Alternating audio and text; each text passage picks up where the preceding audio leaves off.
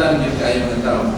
Pero, inabot ang panahon about sa nawala ni Job. Atong tanaw, Job's loss.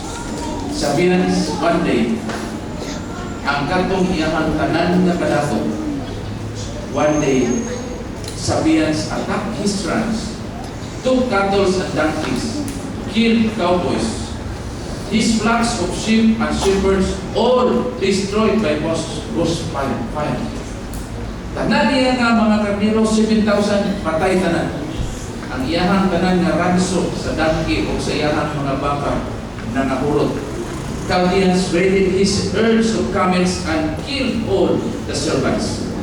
And tornado struck house and killed all his children while partying. Kung atong tanawon ang kadato ni Job, o ang tanan nga nawala sa iyahan, tingali makaingon ka grabe na mabibod ang